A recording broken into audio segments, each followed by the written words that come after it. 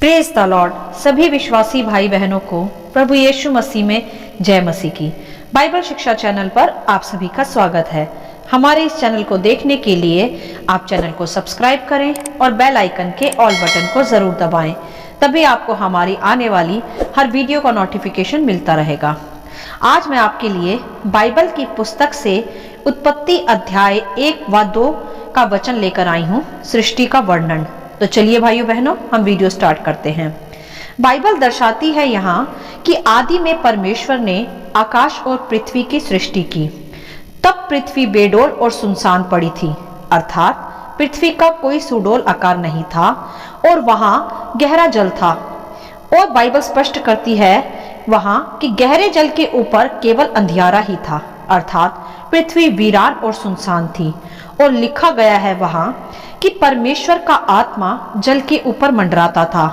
और जब परमेश्वर का आत्मा उस बेडोल और वीरान पृथ्वी पर मंडराता था, तब वहां जीवन आ गया। जी हाँ भाइयों बहनों, यह सत्य है कि जहां परमेश्वर का आत्मा होता है वही जीवन भी होता है। और जब तक परमेश्वर नहीं, उसकी उपस्थिति नहीं, तब तक सब कुछ बेडोल और वीरान रहता है, जैसे पृथ्वी भी बेडोल और वीरान पड़ी थी। और तब हम देखते हैं कि जब परमेश्वर का आत्मा वहां आया, तब परमेश्वर ने अंधियारे को देखकर कहा उजियाला हो, और उजियाला हो गया। और परमेश्वर ने उजियाले को देखकर कहा अच्छा है, और तब उजियाले को अंधकार से अलग किया। और इसी प्रकार परमेश्वर ने उजियाले को दिन और अंधियारे को रात कहा, और यह पहला दिन बना। हालेलुया। यहाँ समझे मेरे प्रियो कि जहाँ परमेश्वर की आत्मा अर्थात परमेश्वर आ जाते हैं, वहाँ अंधकार समाप्त हो जाता है और उजियाला जो परमेश्वर के द्वारा दिया गया है वह प्रकट हो जाता है। जैसे पृथ्वी पर भी अंधकार था और परमेश्वर की उपस्थिति से अंधकार मिट गया और उजियाला प्रकट हो गया, और वह एक पहला दिन बन गया। हालेलुया। फिर आगे परमेश्वर ने जल के बीच एक ऐसा अंतर किया कि जल 2 भाग हो गया। तब परमेश्वर ने नीचे के जल तथा ऊपर के जल को अलग किया, और परमेश्वर ने उस अंतर को आकाश कहा। इस प्रकार दूसरा दिन बना। हालेलुया। और फिर परमेश्वर ने कहा कि आकाश के नीचे का जल एक स्थान पर इकट्ठा हो जाए, और वैसा ही हो गया। और उस सूखी भूमि को फिर परमेश्वर ने पृथ्वी का नाम दिया, और दूसरी ओर जो जल इकट्ठा हुआ था परमेश्वर ने उसे समुद्र का नाम दिया। और परमेश्वर ने उसे देखकर फिर कहा कि अच्छा है। और फिर परमेश्वर ने पृथ्वी, हरी घास, बीज वाले छोटे पेड़ और फलदायी वृक्ष उस पृथ्वी पर उगाए। इस प्रकार पृथ्वी पर घास, बीज वाले वृक्ष उत्पन्न हुए, और उसे देखकर फिर परमेश्वर ने कहा कि अच्छा है, तथा यह तीसरा दिन हो गया। हालेलुया। फिर परमेश्वर ने दिन और रात में अंतर करने के लिए आकाश में ज्योतियों और चिन्हों और नियत समय और दिनों और वर्षों को निर्धारित किया, और वैसा ही हो गया। और परमेश्वर ने 2 बड़ी ज्योतियां बनाई, जिनमें से दिन पर प्रभुता करने के लिए सूर्य और रात पर प्रभुता करने के लिए चांद और तारागणों को बनाया। इस प्रकार चौथा दिन बना। हालेलुया। फिर परमेश्वर ने कहा कि जल जीवित प्राणियों से भर जाए और आकाश पक्षियों से। तब परमेश्वर ने जाति जाति के बड़े जल जंतुओं की सृष्टि की, और जाति जाति के उड़ने वाले पक्षियों की भी सृष्टि की। तब परमेश्वर ने यह कहकर उन्हें आशीष दी कि और बढ़ जाओ, और इसी प्रकार जल जीव जंतुओं और आकाश के पक्षी बढ़े और फले फूले। और यह 5वां दिन बना। हालेलुया। फिर परमेश्वर ने पृथ्वी पर घरेलू पशु, रेंगने वाले जीव जंतु, पृथ्वी के वन पशु बनाए। इसी प्रकार घरेलू पशु, रेंगने वाले जीव जंतु तथा वन पशु उत्पन्न हुए, और उनमें प्रजनन की क्षमता भी थी, ताकि पृथ्वी उनसे भी फले फूले। तब फिर परमेश्वर ने कहा कि हम मनुष्य को अपने स्वरूप और समानता के अनुसार बनाएं, और वह पृथ्वी पर व समुद्र पर रेंगने वाले और रहने वाले जीव जंतुओं पर अधिकार रख सके। यह था परमेश्वर का सबसे उत्तम व प्रिय निर्णय और क्रिएशन, जो मनुष्य था, जिसे परमेश्वर ने सभी जीव जंतुओं, वन पशुओं व सभी जीवित प्राणियों पर अधिकार रखने के लिए सृजा। फिर परमेश्वर ने मनुष्य को रचा और उसे जीव जंतुओं का शासक बनाया। उसे अधिकार दिया, तब परमेश्वर का कार्य पूर्ण हुआ। और फिर परमेश्वर ने जो कुछ बनाया उसे देखकर कहा कि वह बहुत ही अच्छा है। इस प्रकार छठवां दिन बना। इस प्रकार आकाश और पृथ्वी और उनकी सारी सेना का बनाना फिर समाप्त हुआ। और परमेश्वर ने फिर अपना काम समाप्त कर सातवें दिन विश्राम किया। और परमेश्वर ने सातवें दिन को आशीष दी और पवित्र ठहराया, और वह विश्राम दिन कहलाया। हालेलुया। तब परमेश्वर ने सारी पृथ्वी पर शासक के रूप में आदम को नियुक्त कर दिया, और आदम को परमेश्वर ने अदन की वाटिका में रख दिया और आज्ञा दी कि तुम वाटिका के सभी वृक्षों के फल को खा सकते हो, परंतु भले या बुरे के ज्ञान का जो वृक्ष है उसका फल तू कभी ना खाना, क्योंकि जिस दिन तुम उसका फल खाओगे तुम निश्चय ही मर जाओगे। तब परमेश्वर ने आदम को अकेला ना छोड़ा और आदम की पसली से लेकर हवा अर्थात नारी को बनाया, और वह आदम की सहायक बनी। हालेलुया। यहाँ हम अभी इतने ही अध्याय की चर्चा करेंगे, क्योंकि आदम और हवा के विषय आगे के अध्यायों का वर्णन हमारी एक अलग वीडियो में किया जा चुका है। उसका लिंक डिस्क्रिप्शन बॉक्स में भी दे दिया गया है, और विस्तार से उसे देखने व समझने के लिए आप हमारी उस वीडियो को भी अवश्य देखें। यहाँ आज हम संक्षिप्त चर्चा ही करेंगे। चलिए आगे बढ़ते हैं। अभी यहाँ हमने देखा कि पृथ्वी बेडौल व सुनसान पड़ी थी और गहरे जल के ऊपर अंधियारा था, परंतु जब परमेश्वर का आत्मा वहां आया तब उस बेडौल व सुनसान पड़ी पृथ्वी पर जीवन समा गया, और उनका नाम पृथ्वी, आकाश, समुद्र, सूर्य, चंद्रमा और तारों के रूप में निर्धारित किया गया।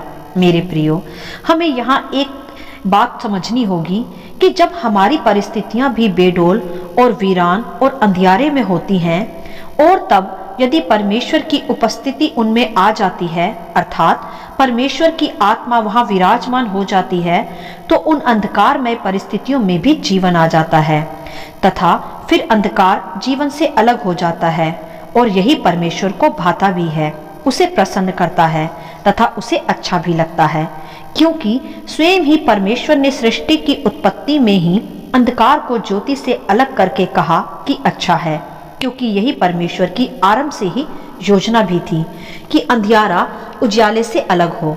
तो मेरे प्रियो, हमें भी यह समझना होगा कि जब हम अंधकार में अपना जीवन जीते हैं या बेडौल उजड़ी हुई परिस्थितियों में अपना जीवन बिताते हैं, तो यह परमेश्वर की योजना का हिस्सा नहीं है।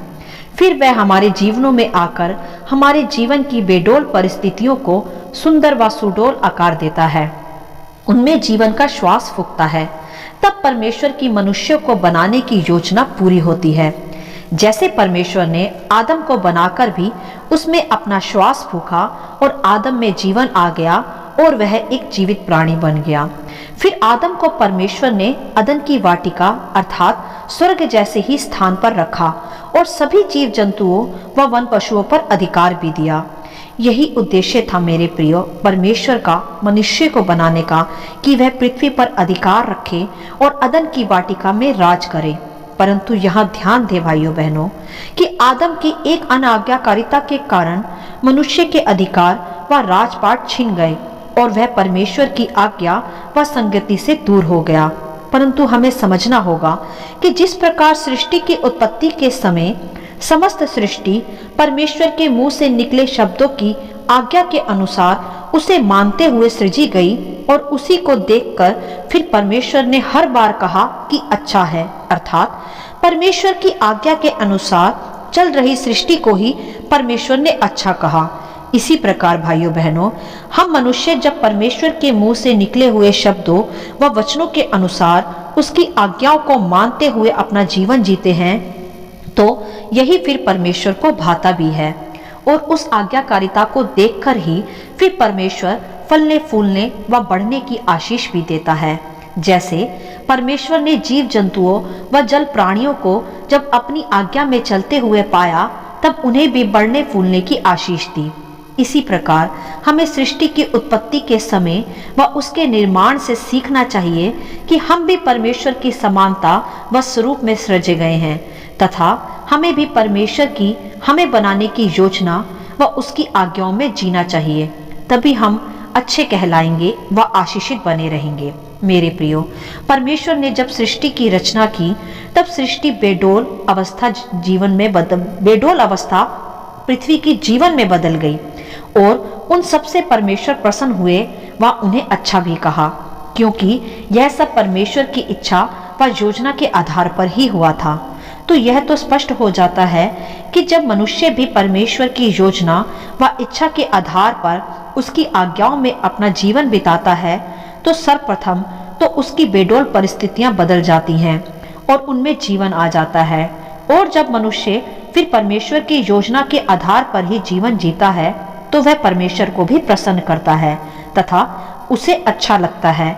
और यह तो स्वाभाविक ही है मेरे प्रियो कि जो परमेश्वर को अच्छा लगता है व उसे प्रसन्न करता है वह आशीषित भी होता है और फलवंत भी।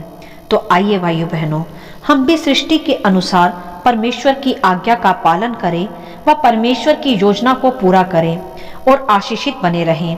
जब सृष्टि अपने बनाने वाले की आज्ञा में चलती है, उसी के आधार पर नियंत्रित है, सूर्य चंद्रमा उसी के आधार पर आकाश में टिके हैं, तो हम क्यों नहीं उसकी आज्ञा को पूरा कर सकते। हमें तो परमेश्वर ने अपना श्वास भी फूका है तथा हमें सब पर अधिकारी व शासक भी ठहराया है। ऑलरेडी परमेश्वर ने मनुष्य को ऊपर ही रखा है और सबसे उत्तम क्रिएशन भी कहा है जो उसकी समानता और स्वरूप में है।